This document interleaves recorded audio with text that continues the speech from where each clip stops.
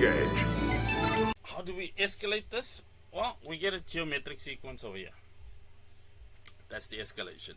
And it's still very basic. So what do we have? 27 and then 9 and then 3. Obviously there's no constant difference, but there is a constant ratio. And that is formed by taking the second term, dividing it by the first term.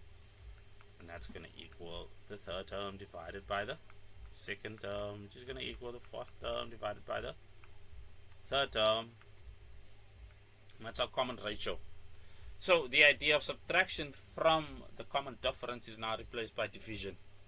But there's a consistency to it. It's common. It has that thing in common. The operation to form the ratio is a common thing. And what's the common thing? Division. So from that we are asked to determine the general term or the nth term of this sequence. So that's given by this formula, Tn a times r to the power n minus 1. So what's our first term? Still a, which is 27, multiplied by our common ratio. What do we have over here? Well, that's given by 9 divided by 27. If we take the second term and the first term, that's just going to be, well, 9 goes into itself once, it goes into 27 3 times. So we'll have 1 over 3, and then it's just n minus 1. That'll be our general term for the specific sequence as it is. That's it. Nothing more, nothing fancier than that. Okay. Why does the sum to infinity exist for the sequence? Why does the sum to infinity for the sequence exist?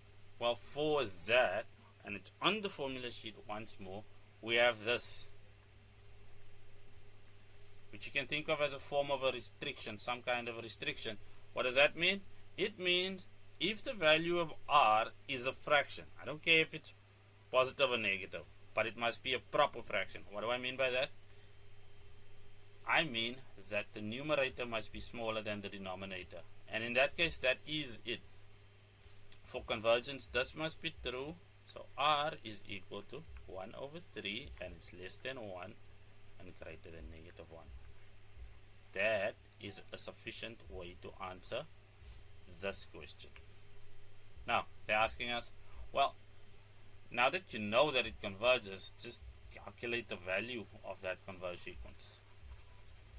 Or, stated formally and in a standard way, calculate the sum to infinity for the series. Well, we know that the sum to infinity is given by the formula a over 1 minus r, and that is, of course, 27 divided by 1 minus 1 over 3 u 81 over 2. Okay.